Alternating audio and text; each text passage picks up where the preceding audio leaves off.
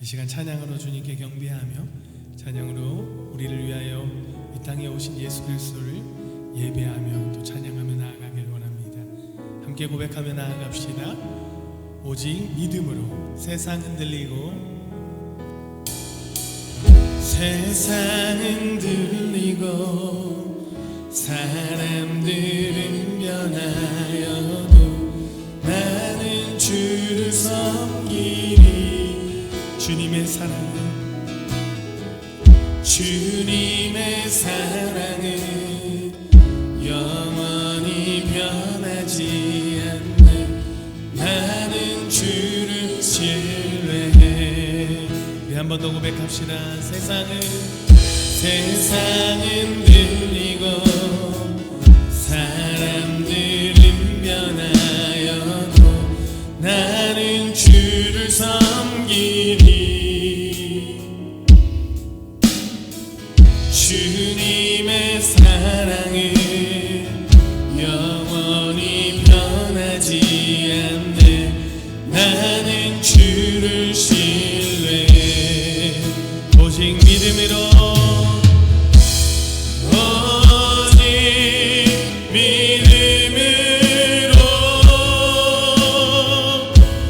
믿음으로 내가 살리라.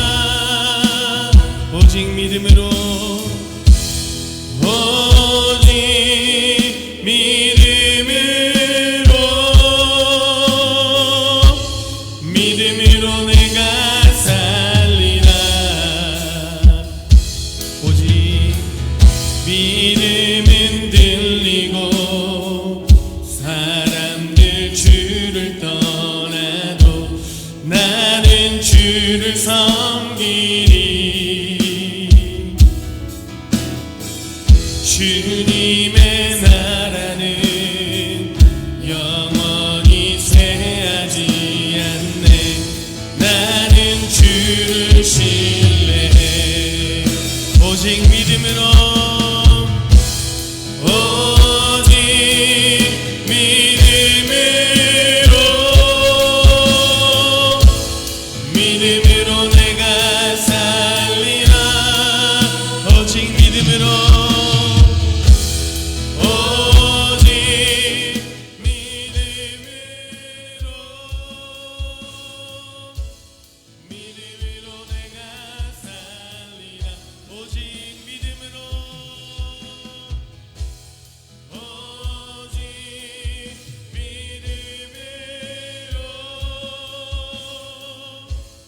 믿음으로 내가 살리라. 오직 믿음으로. 오직 믿음으로. 믿음으로 내가 살리라. 오직 의인은 오직 의인은 믿음으로 말미암아 살리라. 오직 의인은 오직 의인은 믿음으로 말미암아 우리 한 번 더 고백합시다. 오직 의인은 오직 의인은 믿음으로 말미암아 살리라.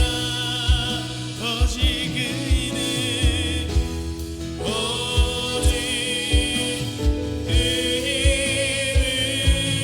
의인은 믿음으로 말미암아 살리라. 우리에게 믿음을 허락하시고 우리에게 사랑을 허락하신 주님께 영광의 박수와 함성 올려드립시다. 할렐루야.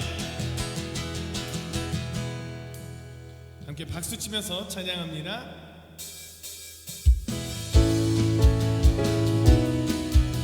내가 어둠 속에서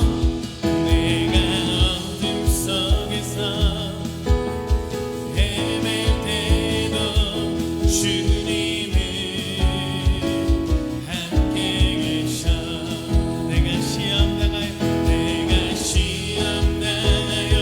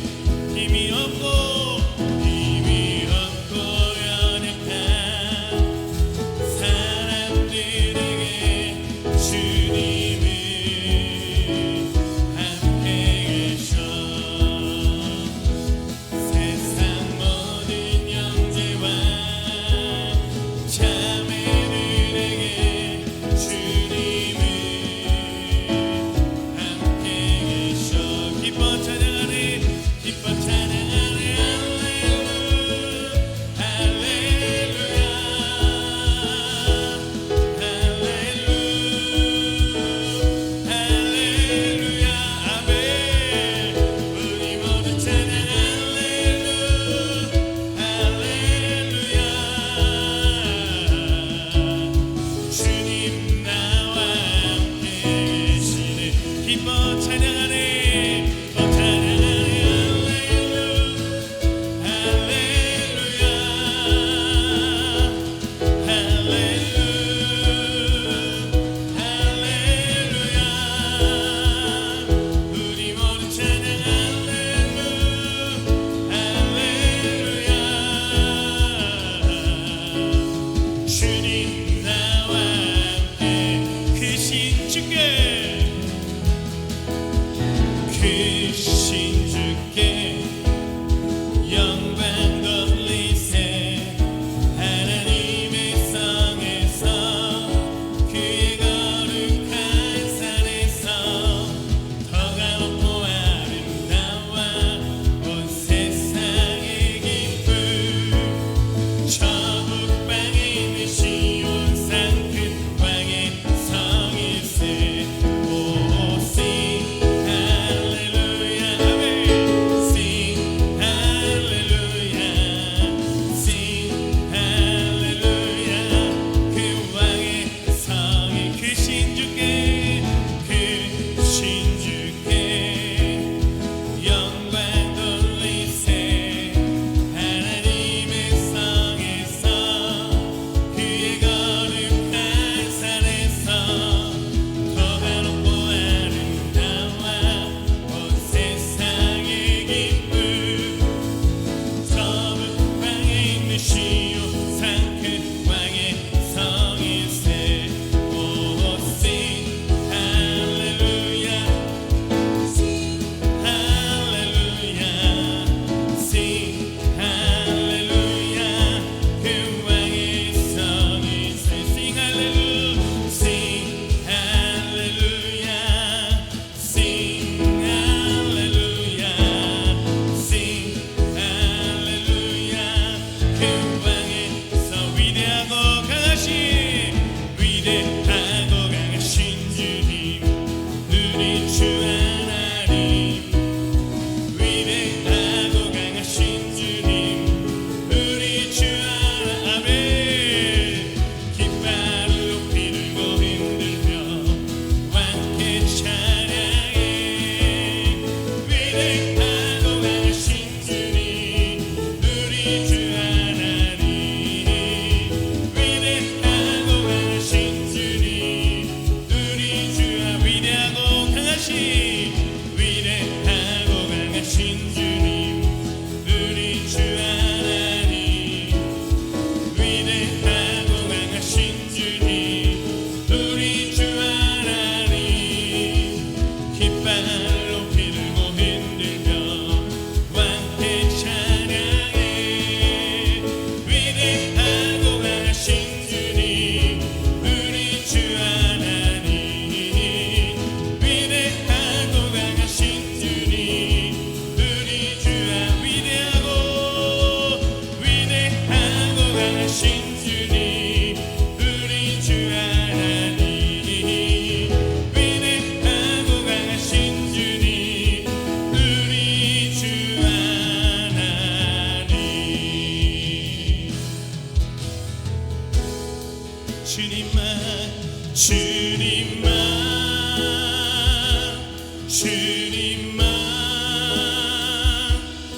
주님만 사랑하리 나의 왕 나의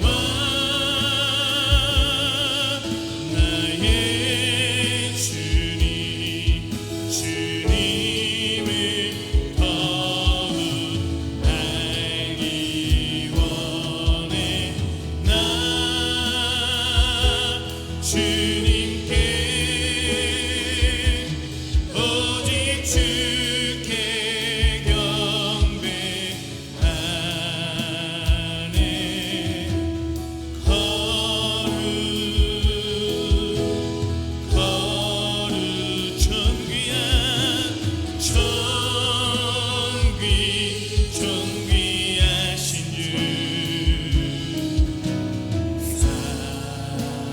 사랑하리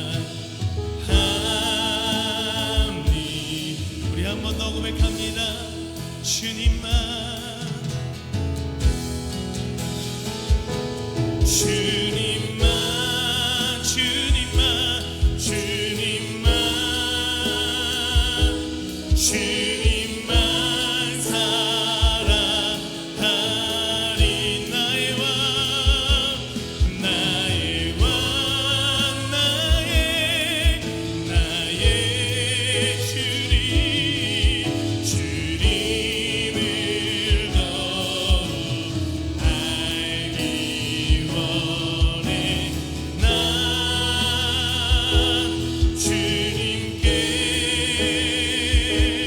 오직 주께 경배하네.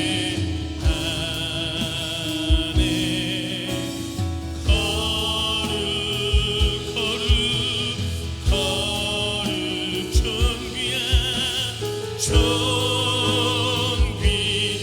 존귀하신 주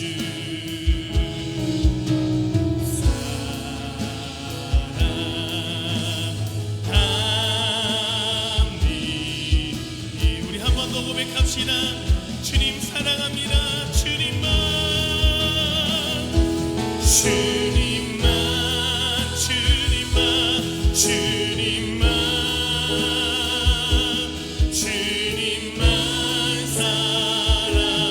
사랑하리.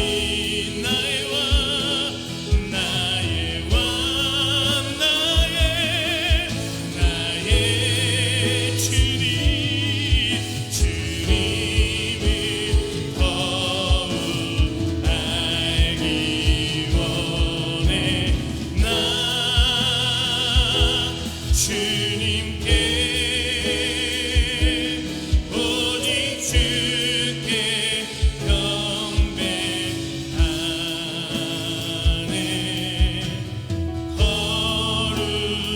거룩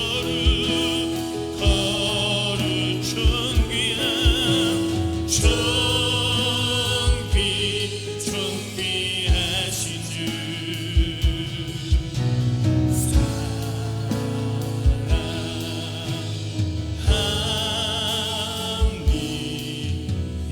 사랑합니다. 우리 시간 함께 기도하며 나아가길 원합니다.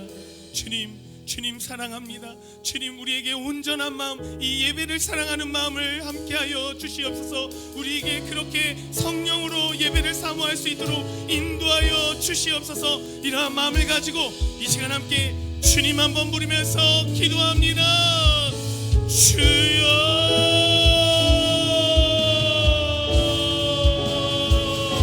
주님 우리가 주님만을 사랑합니다. 주님 이 시간 이 예배의 시간 주님을 사랑하는 마음이 온전히 예배 가운데 기억할 수 있도록 하나님 우리의 마음을 축원하여 주시옵소서. 주님도 오소서.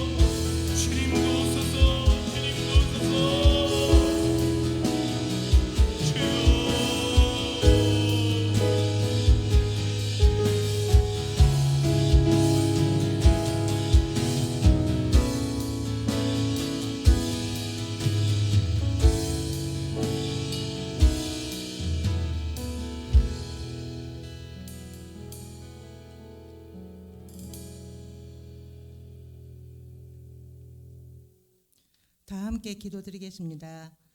하나님 아버지, 예배 드릴 수 있는 귀한 시간 또 환경을 열어주시고 하나님을 사모하는 마음으로 성전에 모일 수 있게 하시면 감사드립니다. 하나님의 자녀로 빛과 소금의 역할을 감당하며 살아야 함에도 불구하고 하나님께서 싫어하는 생각, 행동, 말을 통하였고 때로는 넘어지고 쓰러질 때도 있었음을 이 시간 회개하오니 용서하여 주시옵소서. 우리의 깊은 속사정까지 통달하시는 하나님, 우리의 마음과 생각을 붙잡아 주시어 하나님께서 원하시는 뜻에 합당하게 살아갈 수 있도록 힘을 더하여 주시옵소서. 어느덧 2020년 끝자락에 서 있습니다. 올 한 해에 선물로 주신 하나님의 뜻에 합당하게 살았는가 점검하고 돌아보는 시간을 갖고 얼마 남지 않는 2020년 오직 표대이신 예수님을 바라보며 은혜롭게 마무리 잘하게 하여 주시옵소서. 우리들이 하나님께 드리는 기도에 대한 응답이 없는 것처럼 느껴지고 더디어서 응답되지 않는 답답한 상황 속에서도 가장 좋은 것으로 허락하시고 인도하실 하나님을 기대하고 믿는 믿음으로 승리하게 하시옵소서. 하나님의 자녀로 이 세상을 살면서 부귀를 구하기보다는 먼저 하나님의 나라와 의를 구하는 마음을 갖게 하심을 감사드립니다. 아울러 기복적인 복이 아닌 하나님께서 주시는 진정한 복이 무엇인지 목사님의 설교 말씀을 통해 깨닫고 알게 하심에 감사드립니다. 율법과 형식에 근거했던 신앙생활 영역들을 내려놓고 복음 안에서 진정한 자유로움과 진리를 깨달아 알아가게 하시고 그 말씀에 합당하게 살 수 있도록 저희들한테 믿음의 믿음을 더하여 주시옵소서. 우리 영생교회가 함께하는 한절 큐티와 153 감사 운동을 하고 있습니다. 이를 통해 장기간 계속되고 있는 코로나 확산으로 지치고 힘들어진 우리들 마음에 예수님 사랑에 대한 감사함과 소망을 품을 수 있었고, 또 위축되고 굳어졌던 마음이 부드러워지고 연약해진 무릎을 일으켜 하나님 나라를 위해 달리고 뛸 수 있는 힘이 되게 하신 시간들이 있음을 감사드립니다. 내일 사랑하는 영생의 자녀들이 수능 시험을 봅니다. 긴장되고 떨리는 마음을 담대함으로 붙잡아 주시고 임마누엘 하나님의 체험을 역사하는 그런 소중한 시간들 되게 도와주시옵소서. 역사의 중환자 되신 하나님, 우리 대한민국을 긍휼히 여겨 주시옵소서. 나뉘어진 위정자들의 마음을 하나 되게 하시고 하나님과 국민을 두려워하고 귀히 여기는 정치를 펴나갈 수 있도록 하나님 인도하시옵소서.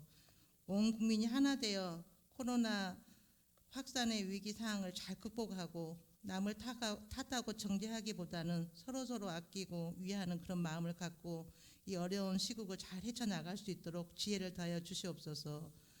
이 시간 하나님의 귀한 말씀 전하실 우리 목사님을 위해 기도드립니다. 영육간의 강건함으로 함께 하시고 하나님 말씀을 전하실 때마다 진리가 온전히 선포되게 하시옵소서. 지금처럼 앞으로도 한 영혼을 사랑하고 귀히 여기는 좋은 목사님 되게 도와주시옵소서. 함께 동역하시는 부목사님들, 전도사님께도 함께 하셔서 하나님 나라 일을 온전히 잘 감당할 수 있도록 힘과 능력을 더하여 주시옵소서. 이 모든 말씀 사랑이 많으신 예수님 이름으로 기도드립니다. 아멘.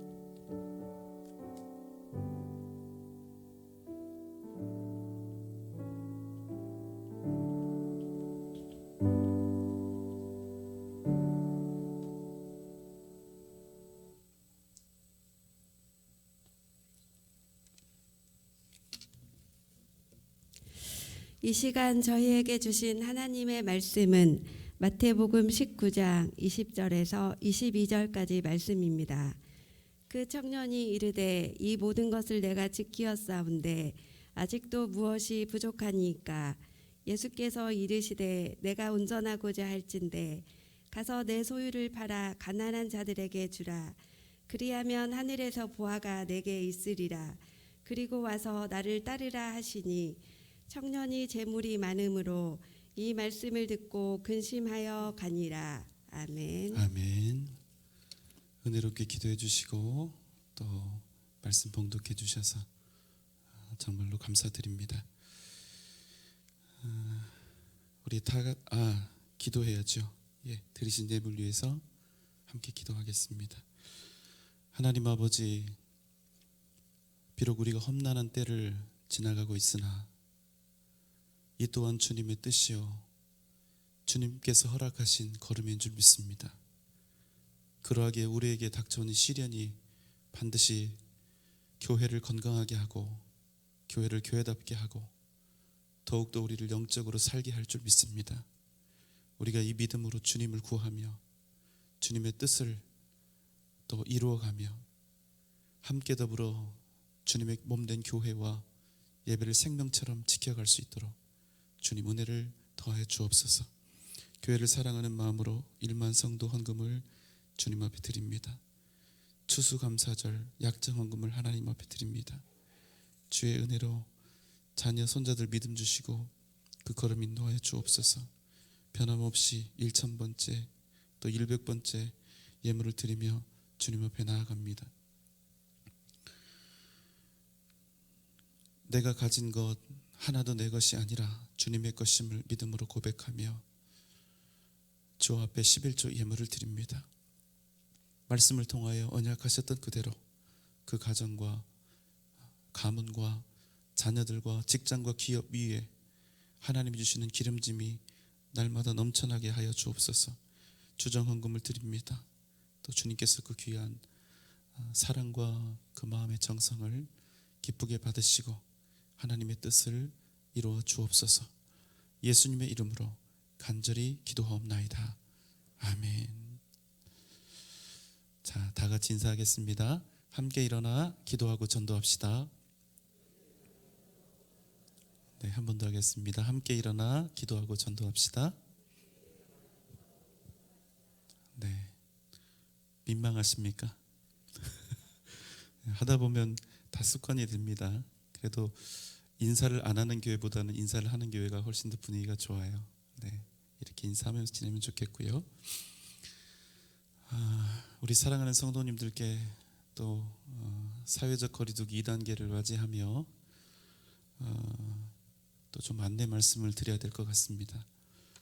우리 교회 이 본당 좌석이 1000석 정도 되기 때문에 이제 2단계에 따라서 그 20% 200명까지 예배를 드릴 수 있게 되었습니다.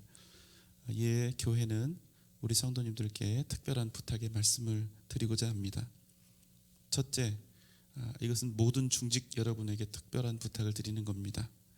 사역이나 특별한 사역이 없으신 분들, 또 교통편이 가능하거나 건강에 무리가 없으신 모든 중직자 여러분들은 반드시 7시 일부 예배를 참석해서 드려주시기를 부탁을 드립니다. 2부는 좀 분산이 되는데 1부는 텅텅 빈 채로 지금 예배를 드리고 있습니다. 중직자 여러분들이 일부 예배를 최대한 이렇게 많이 드려주시면 다른 성도님들이 2부와 3부에서 좀 더 안전하고 넉넉한 그런 충분한 거리 유지를 두면서 예배를 드릴 수 있게 됩니다. 꼭 한번 부탁을 드리고요. 성도님들 중에서도 시간 변경이 가능하신 분들은 1부 혹은 2부 예배를 드려주시기 바랍니다. 그 외에도 이제 이번 주부터는 교육관 2층, 3층, 4층을 전면 장년부 대예배실로 개방해서 안전하고 충분한 좌석을 준비하도록 하겠습니다. 유년부, 초등부, 중등부, 고등부는 현재 있는 자리가 우리 아이들을 수용하기에 20%만 들어가야 되기 때문에 부족해서 이제 후생관 그 넓은 식당 한 250석에서 300석 되기 때문에 충분히 아이들이 예배를 안전하게 드릴 수 있거든요. 그래서 후생관의 식당과 밑에 지하 베델 성전을 이용해서 우리 아이들이, 우리 자녀들이 건강하게 안전하게 예배를 드릴 수 있도록 그렇게 조치를 하려고 합니다. 카페엘은 이제 내일부터, 오늘은 영업을 했고요. 내일부터 사회적 거리두기 1.5단계로 내려올 때까지 당분간 문을 닫도록 하겠습니다. 우리 봉사하시는 우리 봉사자들뿐만 아니라 또 오시는 분들 모두의 건강을 위해서 그렇게 했으니까 여러분 1.5단계 빨리 다시 내려가고 또 더 좋은 건강한 상황이 될 수 있도록 기도하실 때마다 간절히 기도해 주시기 바랍니다. 방역과 개인위생을 잘 준수하면서 우리가 더욱더 한마음이 되어서 주님의 몸된 교회와 생명과 같은 예배를 함께 지키시는 우리 성도님들 되어주시기를 주님의 이름으로 부탁드립니다. 지난 11월 25일 축구의 신으로 불리던 축구 선수이자 감독인 디에고 마라도나가 심장마비로 갑작스럽게 세상을 떠났습니다. 그의 나이 60이었는데요. 아르헨티나의 영웅이었던, 국민 영웅이죠. 영웅이었던 이 사람에 대한 기사는 그 나라 기사가 아니라 우리나라에서 이렇게 났습니다. 축구의 신, 하늘의 별이 되다. 여러분, 기가 막히게 멋진 표현이 아닙니까? 저는 이 짧은 문장이 고인에 대한 아름다운 기억을 아주 선명하게 남길 수 있는, 그리고 멋진 여운을 가진 그런 시적인 묘사라는 그런 생각이 들었습니다. 그런데 여러분, 저는 한편으로 무척이나 염려가 되었습니다. 이 아름답고 시적인 글귀가 누군가에게는 동반 자살을 부르는 문구가 될 수 있겠다는 그런 생각이 든 것입니다. 베르테르 효과라는 말이 있습니다. 이 말은 독일의 문호 괴테의 젊은 베르테르의 슬픔이라고 하는 작품에서 비롯되었습니다. 로테여, 적어도 나는 당신 때문에 죽는다는 행복과 당신을 위해서 이 몸을 바친다는 행복을 누리고 싶소. 당신의 생활에 평화와 기쁨이 다시 돌아온다면 나는 기꺼이 용감하게 죽겠소. 아, 그러나 친근한 사람을 위해 피를 뿌리고 그 죽음에 의해서 새로운 수백 배의 생명을 북돋운다는 것은 오직 소수의 고귀한 사람들에게만 허락되었던 것이요. 주인공 베르테르는 자신이 사랑했던 여인 로테, 그러나 그녀에게 정혼자가 있다는 사실을 알게 된 후에 아주 극한 상실감과 외로움에 빠져서 살다가 결국에는 참지 못하고 권총 자살로 자신의 생을 마무리하게 됩니다. 이 소설은 당시 문학계에 새바람을 일으키면서 최고의 베스트셀러가 되었습니다. 그런데 문제가 생겼습니다. 이 책이 날개 돋친 듯이 팔리고 많은 사람들에게 읽혀지면서 어떤 문제가 생겼느냐, 베르테르와 같은 처지에 있었던 사랑하는 연인을 잃거나 아니면 그 연인이 정혼한 사람이 있다거나 하는 이런 시련의 아픔을 겪었던 수많은 청년들이 이 베르테르가 죽었던 그 동일한 방법으로 자살을 했다는 것입니다. 이 일들로 인해서 1775년 결국 이 책은 판매 금지를 당하게 됩니다. 이와 같이 자신이 좋아하고 흠모했던 유명인이 죽게 되면 그 사람과 나를 동일시해서 그를 따라 죽는 현상을 베르테르 효과라고 그렇게 부릅니다. 다른 말로는 자살 전염, 모방 자살, 동조 자살 이렇게 부르기도 합니다. 이 용어는 1974년 20년간 자살에 대해서 연구했던 미국의 사회학자 필립스가 처음으로 사용했습니다. 우리나라의 사정을 한번 볼까요? 중앙자살예방센터의 분석에 따르면 국내 이야기입니다.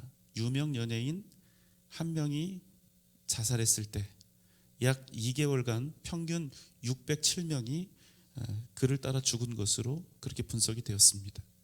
결국 적은 수가 아니죠.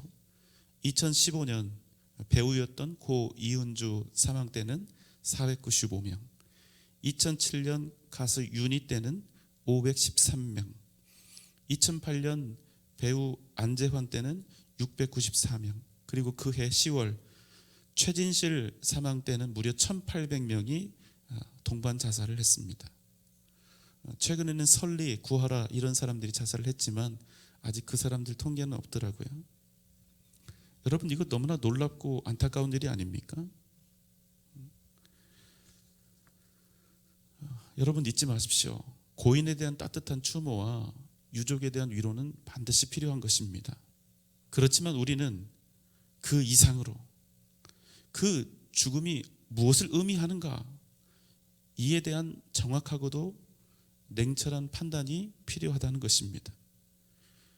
정상적인 식견을 가진 사람들이 이 일을 제대로 하지 못하면, 그래서 이 죽음들에 대해서 객관적으로 바라보지 못하고 그냥 죽은 사자만을 생각해서 잘못되어진 그 죽음에 대한 낭만적인 그런 미화를 하게 되면 마음이 병든 사람들과 연약한 사람들에게는 자살을 부추기는 신호탄이 될 수밖에 없다는 사실입니다. 여러분, 한번요, 시간이 되시면 여러분 스마트폰이나 인터넷 검색창을 여시고 하늘의 별이 되다 딱 이렇게만 검색을 해보세요.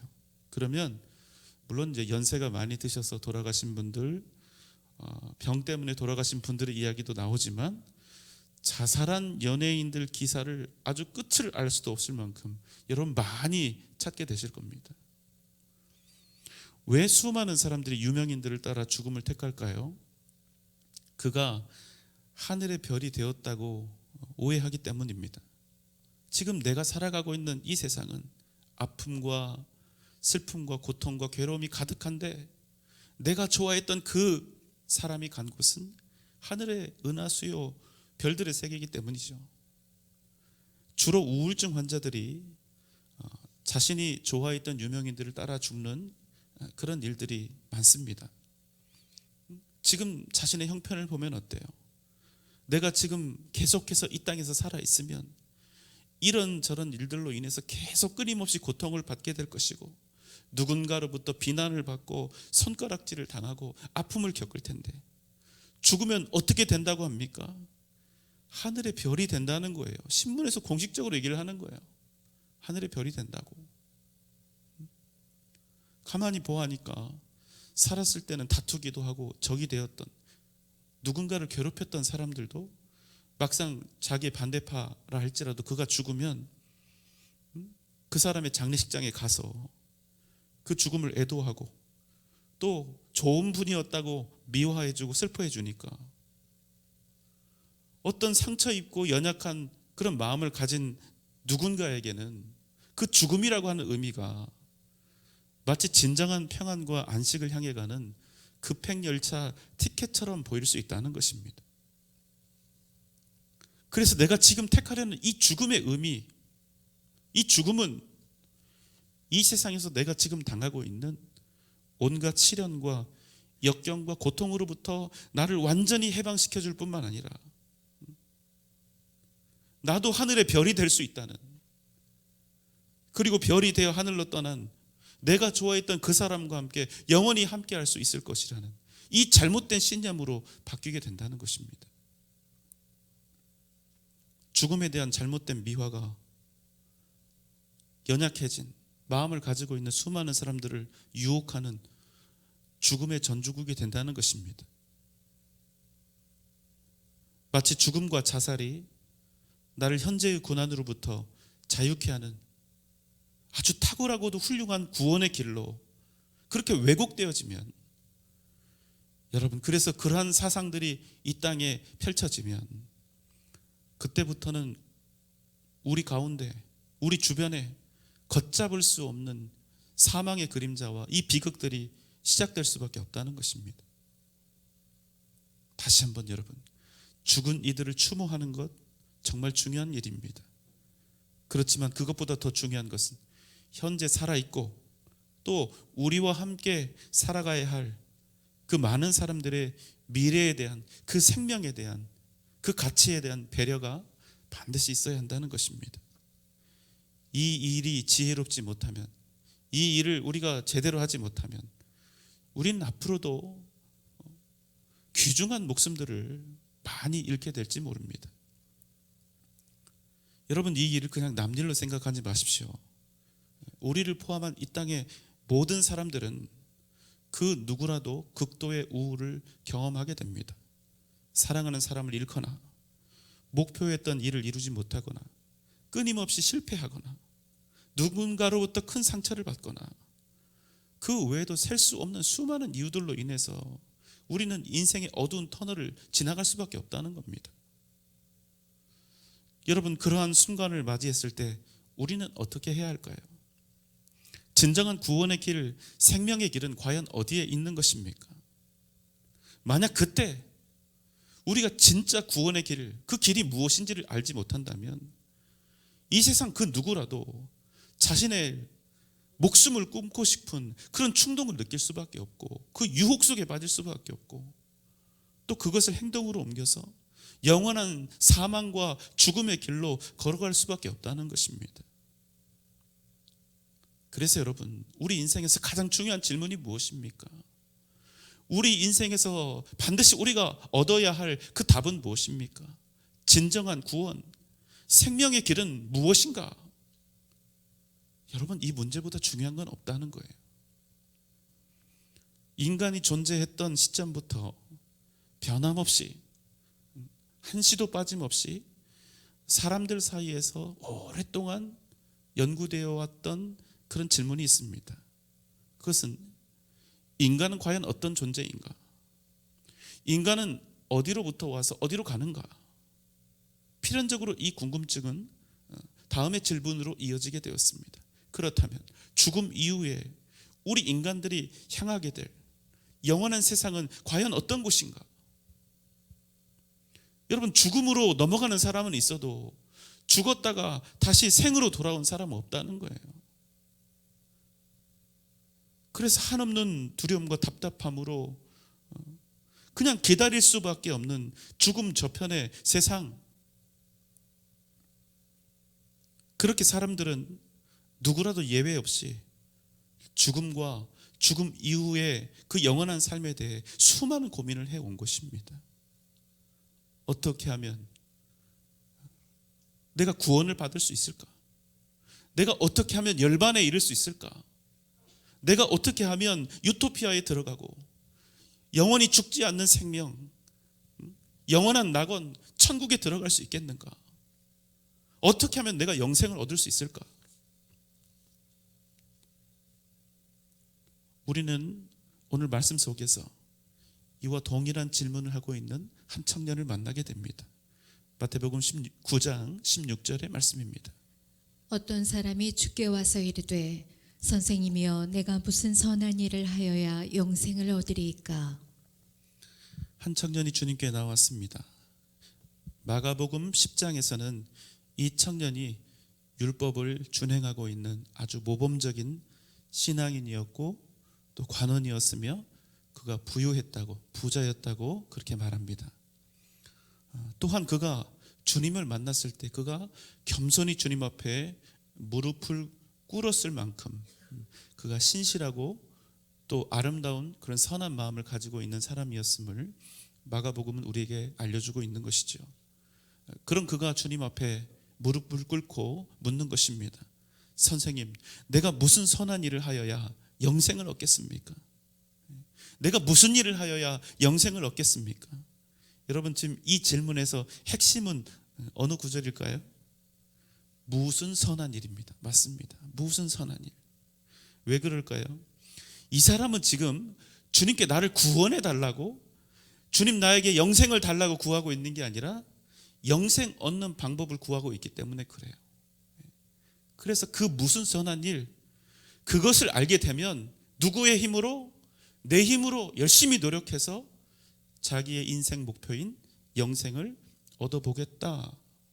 지금 이런 심정으로 주님 앞에 나와 있는 것입니다. 이 이야기를 듣고 주님이 답하셨습니다. 17절 말씀입니다. 예수께서 이르시되 어찌하여 선한 일을 내게 묻느냐? 선한 이는 오직 한 분이시니라. 내가 생명에 들어가려면 계명들을 지키라. 어찌하여 너는 선한 일을 나에게 묻느냐? 그 답은 이미 선지자들과 성경 속에 있지 않느냐? 하나님 외에는 그 누구도 선한 이가 없으니 내가 만약 영생을 얻으려거든 하나님이 주신 계명들을 지키라, 이렇게 말씀하신 것이죠. 18절 19절 말씀입니다. 이르되 어느 계명이오니이까? 예수께서 이르시되 살인하지 말라, 간음하지 말라, 도둑질하지 말라, 거짓 증언하지 말라, 내 부모를 공경하라, 내 이웃을 내 자신과 같이 사랑하라 하신 것이니라. 청년이 묻습니다. 주님, 제가 어느 계명을 지키면 제게 영생이 주어질 수 있을까요? 주님, 어느 계명입니까? 어느 계명을 지키면 제가 영생을 얻을 수 있습니까? 이에 주님께서 말씀하셨죠. 살인하지 말라, 간음하지 말라, 도둑질하지 말라, 거짓 증언하지 말라, 내 부모를 공경하라, 내 이웃을 내 자신과 같이 사랑하라. 청년이 대답합니다. 20절 말씀입니다. 그 청년이 이르되 이 모든 것을 내가 지키어 싸운데 아직도 무엇이 부족하니이까? 여러분, 이 청년의 대답이 사실은 놀라워요. 이 모든 것을 내가 다 지켰나이다. 여러분, 이런 대답할 수 있습니까? 이렇게 살 수 있나요? 불가능한 것처럼 보이는 일이잖아요. 이건 모세나 다윗, 사도 바울이 와도 저는 안 될 것 같아요. 그런데 이 청년은 주님께 당당하게 이렇게 이야기하는 겁니다. 내가 이 모든 계명을 다 지켰습니다. 이 청년이 보통 청년이 아닌 거예요. 이 청년이 진짜 다 지켜본 겁니다. 이 말씀 속에 있는 이 계명들을 다 지키고 주님 앞에 나온 겁니다. 그런데 여러분, 진짜 문제가 바로 거기서 터졌다는 거예요. 그렇게 완벽하게 율법과 계명을 다 지켜보니까 진짜 문제가 터진 겁니다. 하나님의 그 율법을 다 지키지 못할 때는, 그 계명들을 완벽하게 지키면 내게 분명히 영생이 주어지겠지, 내가 영생을 얻을 수 있겠지, 그렇게 생각을 한 겁니다. 그래서 자기 목숨 걸고 온 힘을 다해서 모든 계명을 다 지켜본 거예요. 그런데 어떻습니까? 완벽하게 그 모든 율법의 계명들을 다 지켰음에도 불구하고 자신에게 구원의 확신이 여전히 없다는 사실. 여러분, 그것이 문제였던 것입니다. 21절 말씀입니다. 예수께서 이르시되 내가 온전하고자 할진대 가서 내 소유를 팔아 가난한 자들에게 주라. 그리하면 하늘에서 보화가 내게 있으리라. 그리고 와서 나를 따르라 하시니. 주님, 제가 모든 계명을 다 지켰는데도 이래도 안 되는 것 같습니다. 그것으로도 영생은 얻을 수가 없었습니다. 주님, 아직도 제게 부족한 것이 있습니까? 그게 무엇인지 내게 알려주십시오. 주님께서 말씀하십니다. 내가 정말로 온전하고자 하거든.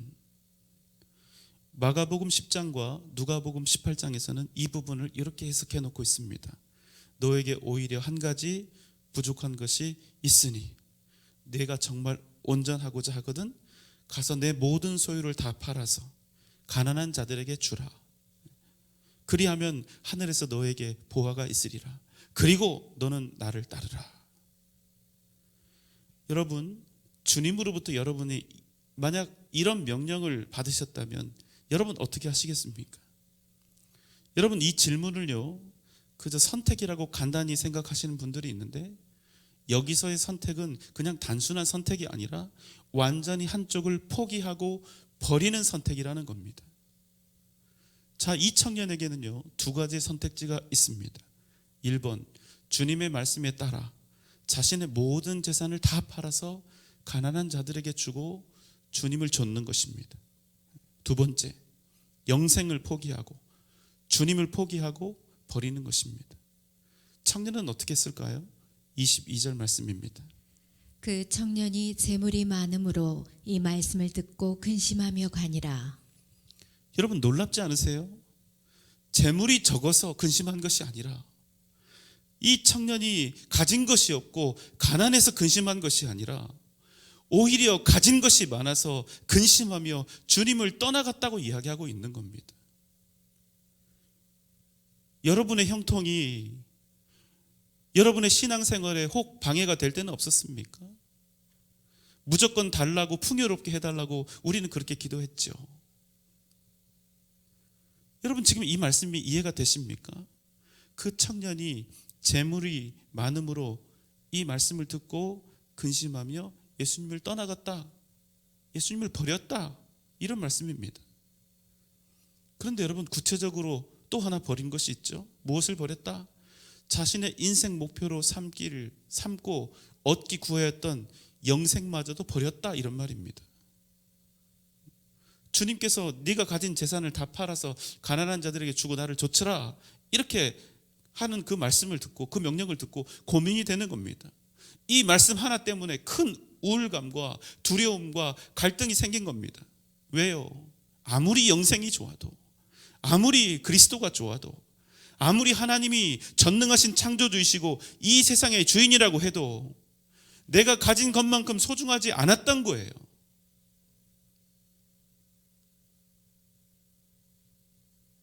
여러분, 이 상황을 표현하면 어떻게 됩니까? 잘 들어보세요.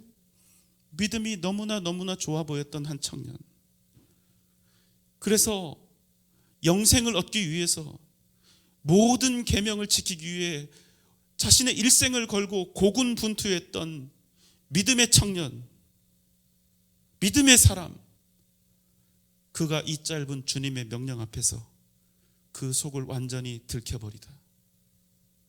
아주 적나라하게 그의 믿음이 어떤 것이었는지에 대해서 완전히 그 속을 들켜버렸다는 겁니다. 여러분은 어떠실 것 같으세요? 여러분, 우리에게도 반드시 이런 선택의 순간이 찾아온다는 것입니다.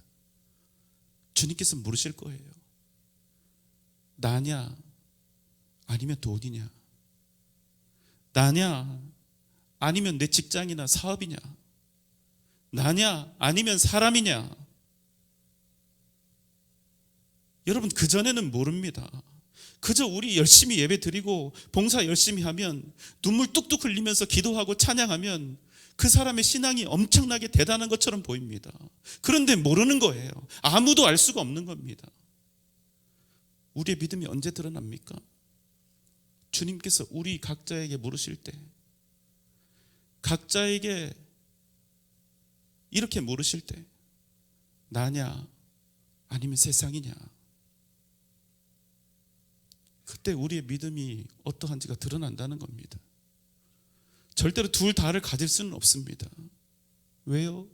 믿음에는 적당히가 없기 때문에 그렇습니다. 세상을 잠시 더 택했다 하여 나는 주님을 잊거나 버린 적이 없습니다. 떠난 적이 없습니다. 아니요, 그렇지 않습니다. 그 시간 그 사람은 이 청년처럼 근심하며 주님을 버리고 떠나는 것입니다.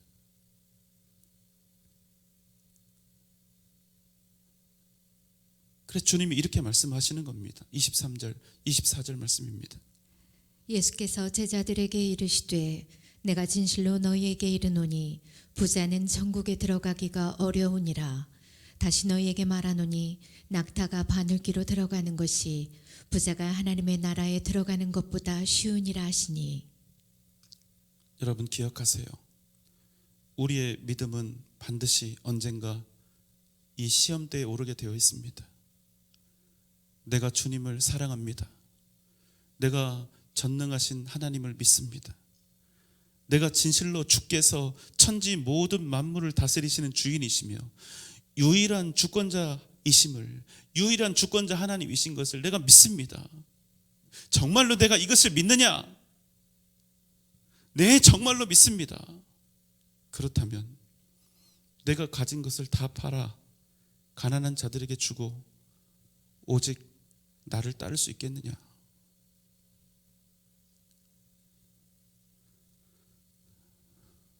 여러분 잊지 마십시오.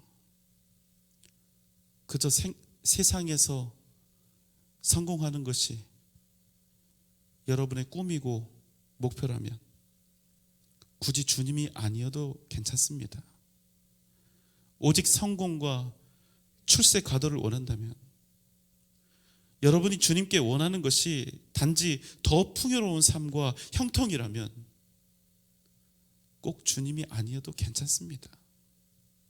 어쩌면 오히려 주님을 믿지 않는 편이 성공하고 출세 가도를 달리는데 더 나을지도 몰라요. 우리가 주님을 제대로 믿으면 우리에게는 거룩함이라고 하는 제약이 반드시 따르게 되어 있기 때문에 세상 사람들에게는 얼마든지 가능한 그 세상적인 수월한 방법들이 우리에게는 도무지 할 수 없는 일들이 되어버리기 때문입니다. 더 정직해야 하죠. 더 성결해야 합니다. 더욱더 다른 사람들을 배려하고 용납하고 권면하며 가야 합니다. 거기에 주일 성수해야죠. 공예배 열심히 드려야 하죠. 봉사해야죠. 제자 훈련도 받아야 하죠. 또 사명으로 알고 전도도 열심히 해야죠. 주님께서 기뻐하시는 이 모든 일들을 감당하면서 어떻게 세상 속에서 우리가 마냥 유리한 입장에 서기를 바랄 수가 있을까요? 취업, 승진, 성공에 어쩌면 우리의 이 믿음이 적지 않게 제동을 건다는 겁니다. 그러나 여러분이 세상의 그것들을 목표로 삼지 않고 진정한 구원을 원하신다면, 진정한 하나님의 나라와 그 삶과 천국을 원하신다면, 참된 행복과 영원한 생명의 길을 원하신다면 그 길은 오직 예수 그리스도밖에 없는 것입니다. 사도행전 4장 12절의 말씀입니다. 다른 이로서는 구원을 받을 수 없나니 천하 사람 중에 구원을 받을 만한 다른 이름을 우리에게 주신 일이 없음이라 하였더라. 여러분 믿습니까? 여러분 믿습니까? 여러분의 선택은 어느 편입니까? 오직 주님을 따르시겠습니까? 아니면 근심하며 주님을 떠나 세상을 향해 가시겠습니까? 여러분 기억하십시오. 무엇을 해도 안 됩니다.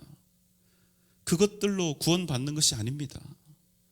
오직 예수 그리스도로 말미암아 구원을 얻고 생명을 얻는 것입니다. 어떤 분들은 이렇게 말씀하실지 모릅니다. 기독교는 너무나 흑백 논리야. 자기들 거 아니면 다 아니래. 여러분 주님의 이 말씀, 이 복음을 흑백 논리로 이해하시면 곤란합니다. 흑백 논리가 뭡니까? 다른 길들이 존재할 때, 다른 방법이 엄연히 존재함에도 불구하고 중도에 있는 다른 길이나 다른 모든 방법들을 완전히 폐하여 버린 채 오직 한쪽만을 강요할 때, 그것을 우리는 흑백 논리라고 이야기합니다. 그렇지만 여러분 구원은 전혀 다른 문제입니다. 왜 그렇습니까?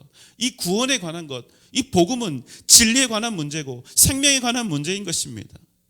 예수 외에는 다른 길이 없기 때문입니다. 오직 예수 그리스도 외에 구원을 얻을 만한 다른 이름을 우리에게 주신 바가 없기 때문에 그렇습니다. 그런데 여러분 안타깝게도 우리 믿는 사람들 중에도 예수 그 이름보다 더 귀한 것들을 이미 가지고 살고 있는 분들이 많습니다. 생명의 유일한 길이신 예수 그리스도보다 더 값지게 생각하고 소중히 여기는 것들을 많이 가지고 있는 분들이 적지 않다는 겁니다. 그러면 안 된다는 거예요. 그런 인생은 절대로 주님이 주시는 구원의 참된 기쁨과 행복을 결코 누리며 살 수가 없다는 사실입니다. 그분의 구원이 흔들리지 않습니다. 구원은 분명히 받게 될 것입니다. 왜 그렇지요? 구원의 이유가 우리에게 있는 것이 아니라 오직 그리스도의 십자가와 그 은혜에 달려있기 때문에 우리는 부족하고 연약한 인생 살아도, 그렇게 살지 않아도, 주님만 바라보며 살지 않아도 구원의 길에서 떨어지지 않는다는 거예요. 그러나 결단코 천국의 기쁨과 행복은 없습니다. 승리도 없습니다. 생각해 보십시오. 구원받은 하나님의 백성이, 구원받은 하나님의 자녀가 하나님의 자녀로서 살지 못하고 세상에서 이리저리 휘둘리면서 갈등과 방황 속에서 살아갈 수밖에 없다는 사실은 너무나 불행한 일이 될 수밖에 없죠. 오늘 말씀은 짧게 이 한 문장으로 그래서 정리가 되는 겁니다. 다시 22절 말씀입니다. 그 청년이 재물이 많음으로 이 말씀을 듣고 근심하며 가니라. 여러분 풍요로움은 좋은 것입니다. 복으로 만들 수 있는 아주 좋은 재료가 되는 거예요. 풍요 자체가 복이 아니라, 여러분 이해하시겠어요? 풍요 자체가 복이 아니라 그 풍요를 복이 되게 하는 그 은혜가 우리에게 있어야 된다는 겁니다. 이 청년은 그걸 가지고 있는 겁니다. 그러나 이 청년에게 있어서 그 부요함은 복이 아니라 주님께 나아가는 일에 거리낌이 되었고 악한 것이 되었고 장애가 되었다는 사실입니다. 그럼 복이 아닌 거예요. 여러분은 어떤 인생 사시겠습니까? 여러분에게 있어서 주님의 의미는 무엇입니까? 여러분에게 있어서 주님의 가치는 얼마만큼입니까? 내 인생, 내 소유, 내 삶을 다 주고도 바꿀 수 없는 소중한 이름입니까? 아니면 항상 세상과 주님을 저울질할 수밖에 없는, 그저 내가 얼마나 더 벌 수 있는지, 내가 어떤 자리에 더 유리한 고지에 설 수 있는지, 주님의 가치가 그저 세상의 것들과 저울질하며 여러분의 근심이 되고 날마다 방황하는 이 일이 여러분에게 근심이 되고 두려움과 번민이 되어서 믿음으로 살지 못하고 하나님의 자녀답게 살지 못하는 그런 삶을 여러분 사시겠습니까? 오늘 이 시간 여러분의 삶이 다시 한번 주 예수 그리스도로 견고케 되는 은혜가 있으시기를 주님의 이름으로 소망합니다. 반드시 주 예수 그 이름을 여러분의 가슴에 품으시고 그 이름으로 세상을 이기고 믿음으로 승리하는 여러분 되십시오. 그러면 주님께서 여러분을 도우실 것입니다. 여러분의 삶을 강하고 풍요롭게 바꾸어 주실 것입니다. 주 예수로 날마다 새로운 삶, 복된 인생 살아가는 여러분 되시기를 주님의 이름으로 축원합니다.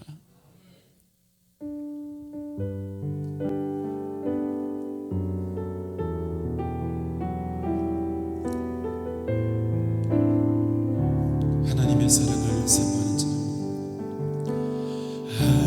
하나님의 사랑을 사모하는 자, 하나님의 평안을 바라보는 자, 너의 모든 것 창조하신 우리 주님이 너를 얼마나 사랑하시는지 하나님께 찬양과 경배하는 자, 하나님께 찬양과 경배하는 자, 하나님의 선하심을 닮아가는 자, 너의 모든 것 창조하신 우리 주님이 너를 자녀 삼으셨네. 하나님 사랑의 눈으로, 하나님 사랑의 눈으로 너를 어느 때나 바라보시고, 하나님인 자 한 귀로서 언제나 너에게 기울이시니 어두움에 밝은 빛을 비춰주시고 너의 작은 신음에도 응답하시니 너는 어느 곳에 있든지 주를 향하고 주만 바라볼지라. 하나님의 사랑을 사모하는 자, 하나님의 사랑을 사모하는 자, 하나님의 평안을 바라보는 자, 너의 모든 것 창조하신 우리 주님이 너를 얼마나 사랑하시는지 하나님께 찬양과 경배하는 자, 하나님의 선하심을 닮아가는 자, 너의 모든 것 창조하신 우리 주님이 너를 자녀 삼으셨네. 하나님 사랑의 눈으로 너를 어느 때나 바라보시고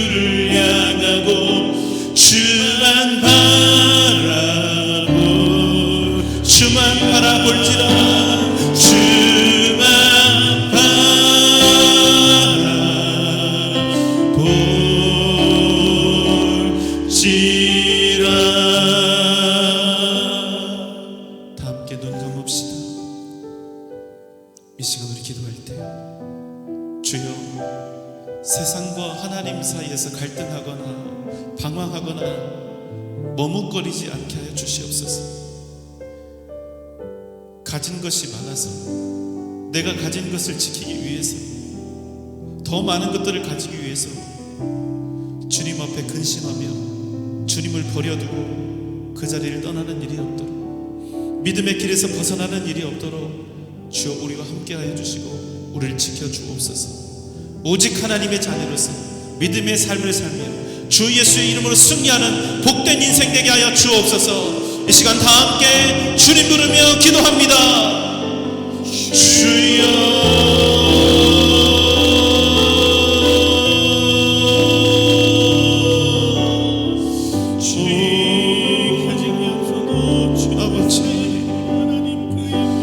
우리의 삶의 방향이, 우리 삶의 모든 시선이 주님을 향해 있기를 원합니다. 세상과 하나님 사이에 머뭇거리거나 방황하지 않게 하여 주옵소서. 유일한 길이요 생명 되신 우리 주님 예수 그리스도의 걸음을 따라 쫓아가는 믿음의 사람이 되게 하여 주시옵소서. 주님, 가진 것이 많아서 가진 것이 없어서 더 많은 것을 가지기 위해서, 내가 가진 것을 지키기 위해서 주님 앞에 근심하는 이가 되지 않게 하여 주옵소서. 주님, 이 시간 주님 앞에 결단하며 믿음의 길을 걸어가게 하여 주옵소서. 주님을 포기하거나 주님을 버리거나 주님으로부터 돌아서지 않도록 하여 주옵소서. 하나님 위대한 믿음의 사람 되게 하여 주시옵소서. 오직 하나님의 자녀로서 하나님 기뻐하시는 그 길을 믿음으로 걸으며 승리하게 하여 주시옵소서. 사랑하시는 주님, 세상을 흠모해서 세상을 주님보다 더 귀하게 여기고 소중하게 여겨서 주님께서 우리를 향해 물으실 때 나냐 세상이냐 물으실 때 우리의 마음에 근심하는 일 없게 하여 주옵소서. 세상에 있는 것, 내 손에 쥔 것 그걸 믿고 사랑하는 불쌍한 인생이 아니라 이 세상의 주인이시며 이 세상의 창조주이시며 유일한 주권자이시며 우리 주님, 우리 살아계신 하나님을 의지하며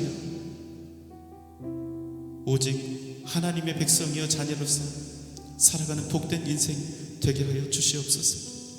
주님 앞에서 근심하지 않게 하시고 하나님의 자녀로서 믿음의 삶을 살며 오직 주 예수 이름으로 승리하는 우리들 모두가 되게 하여 주옵소서.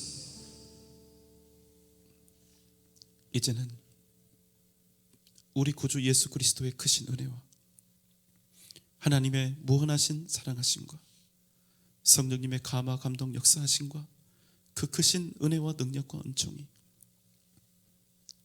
오직 주님을 선택하며 주님만을 내 인생에서 구하며 믿음으로 승리하는 복된 삶 살기를, 또 그런 삶 살겠다고 결단하고 다짐하는 우리 전주영생교회 모든 성도들의 머리 위에, 이 시간 주 앞에 함께 예배드린 모든 주의 권속들 위에, 각 가정과 자녀들과 직장과 기업 위에, 사랑하는 우리 교회와 한국 교회의 미래 위에, 이 나라 이 민족 세계 선교 위에 지금부터 영원토록 함께 계실지어다.